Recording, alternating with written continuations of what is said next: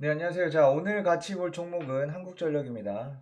우리 한국전력도 좀 장기적으로 많이 횡보하고 우하향해서 좀 주주분들이 많이 힘들어하는 주식 중에 하나예요. 지금 2016년에 6만 원까지 찍었다가 지금 거의 2만 원 초반대까지 내려왔습니다. 지금 19,600원이네요. 일단 공기업이고 일단 주가가 떨어진 이유는 일단 간단합니다. 돈을 못 벌었어요. 제가 늘 하는 말이죠. 이 주가는 기업 가치를 대변하는데 돈을 못 벌면 당연히 주가는 떨어집니다. 근데 돈을 못 버는 게 문제가 아니라 지금 한국전력은 지금 자본 총계가 한 30조 정도 되는데 부채가 거의 200조예요, 200조. 완벽하게 자본 잠식 상태입니다.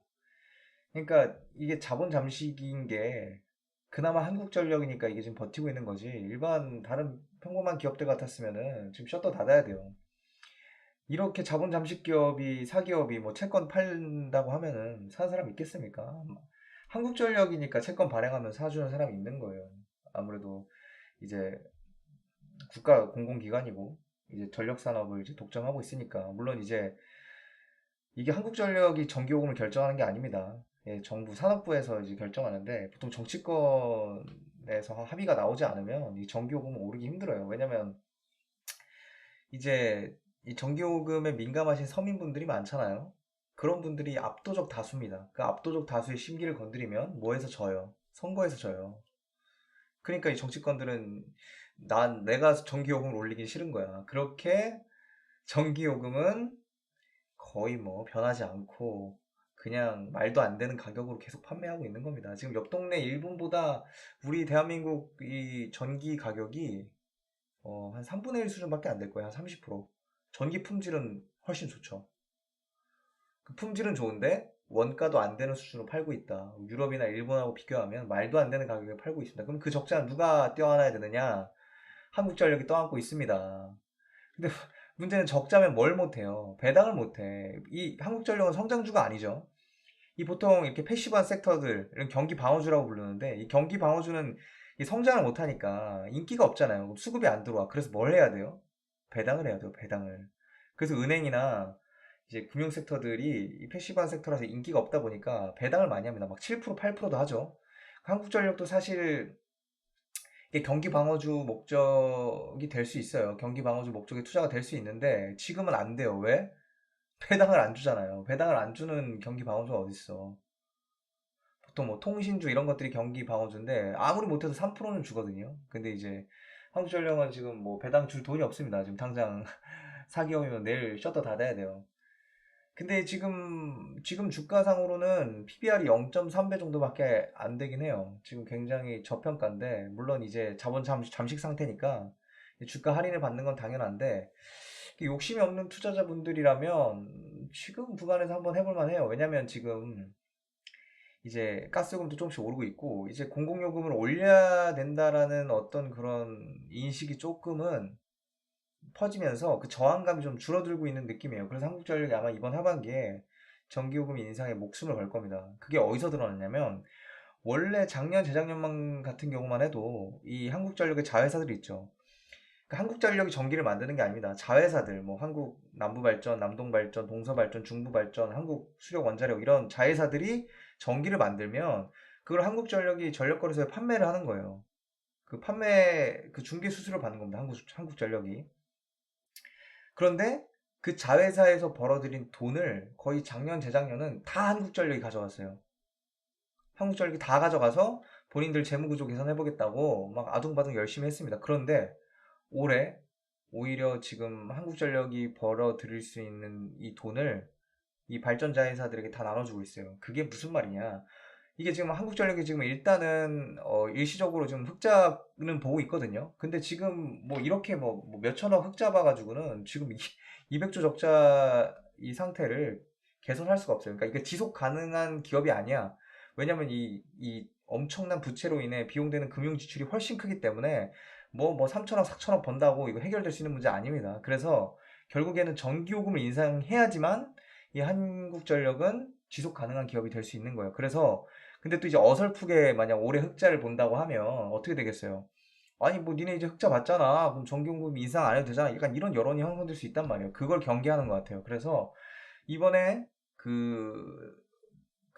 원래는 이게 수익을 다 이제 한국전력이 회수해 갔었는데 지금 오히려 수익을 다 그 발전 자회사들에게 굉장히 많은 포션을 나눠주고 있어요. 그래서 지금 발전 자회사들이 굉장히 좀 수익이 크게 나오고 있더라고요. 아마 비상장회사라서 여러분들은 잘 모르실 수도 있는데 뭐 관심 있으신 분들은 이제 찾아보시면 됩니다. 아마 그런 걸 봐서는 한국전력이 아마 이번 하반기에 전기요금 인상에 사활을 걸 것이다. 지금 가격이면 욕심 없는 투자자라면 막 성장주들은 보통 막 100%, 200%막 차익 실현 노리잖아요.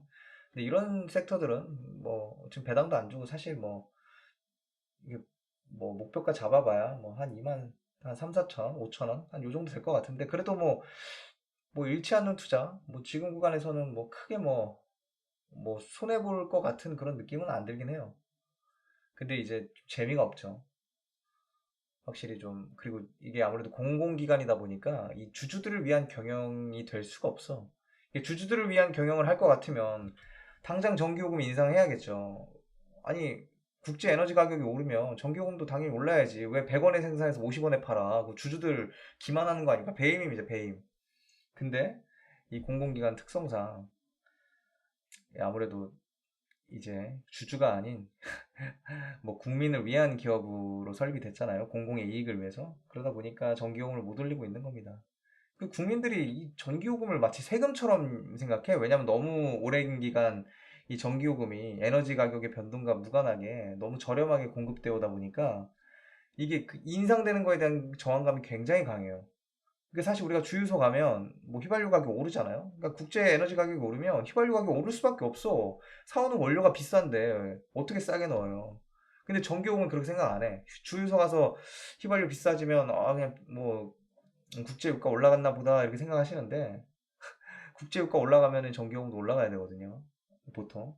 게다가 지금 우리가 흑자 볼 수 있는 석탄화력 발전소 저탄소 친환경 정책 한다고 지금 폐지 들어갔잖아요. 이제 10년, 20년 뒤면은 이제 석탄화력 발전소 다 없어지는데 그렇게 되면 이제 아무래도 이 천연가스 발전소가 아무래도 그 비중을 많이 이제 대응을 해야 되는데 그렇게 되면 전기요금 지금 안 올리면 큰일 납니다, 진짜. 이 천연가스 발전소는요, 훨씬 비싸요. 지금 돌리면 돌릴수록 적자야. 그러니까 돌리면 돌릴수록 적자인데 어쩔 수 없이 돌리는 상황인데 나중에 석탄화력 발전소 완전히 폐지되면 그 사태는 그 전기요금 지금 전기요금 체계로는 한국전력은 이제 진짜로 굳어 놔도 할 말이 없습니다. 그러니까 이제 국민 여러분들을 이제 정치권에서 설득을 해가지고 이제 어느 정도 현실화를 해야 된다. 지금 너무 오랜 기간 너무 저렴한 말도 안 되는 비상식적인 전기요금이 너무 장기간 유지되어 왔다. 그러니까 이 국제유가가 뭐 막 30불, 40불 막 이렇게 막 그런 저유가가 장기화되면은 사실 뭐 전기요금 이렇게 유지해도 뭐 크게 문제는 없을 것 같긴 해요. 근데 지금 그렇지는 않잖아. 지금 지정학적 리스크도 계속 높아지고 있죠.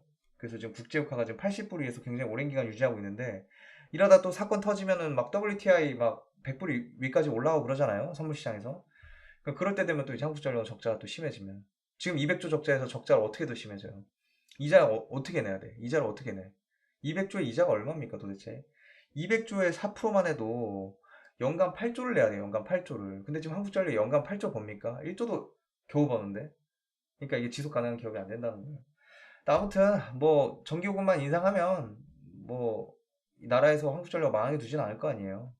그리고 이 전력 개통을 민간화한 그 국가들을 보면 이 전기요금에 대한 부담이 국민들의 부담이 훨씬 높아졌습니다. 지금하고 진짜 상상도 안 돼요. 지금 엄청 진짜 말도 안 되게 공짜로 쓰시는 거랑 다름없어요. 그러니까 정부에서도 아마 이 하반기에는 좀 결단을 내려줄 것으로 기대하고 있습니다. 한국전력도 그래서 지금 본인들 이익을 포기해 가면서까지도 지금 어떻게 보면 상황을 빌드업하고 있는 거거든요. 그러니까 그런 거 기대하고 지금 상황에서 한 3, 40% 정도 맥시멈 3, 40% 정도까지는 수익을 노려볼 수 있다 이 자리에서. 근데 만약 전기요금 인상이 실패가 되면 그에 따른 또 실망 매물이 좀 나오긴 하겠죠. 근데 저는 더 이상 뒤로 물을 데가 없을 것 같아요. 지금 뭐 선거고 뭐고 지금 있던 이 전력 인프라를 담당하고 있는 이 한국전력이 무너지기 일보 직전이기 때문에 전기요금 현실화가 반드시 이제 올해 하반기부터 이루어질 것이다. 그 기대감으로 여기서 매수하신다면 크게 손해볼 구간은 아니다. 예, 그리고 거래량도 최근에 좀 늘고 있죠. 괜찮습니다. 그래서 뭐 욕심 없는 투자자라면 지금 한번 트라이 해볼 만하다. 이렇게 정리하겠습니다. 네, 오늘 여기까지 하겠습니다.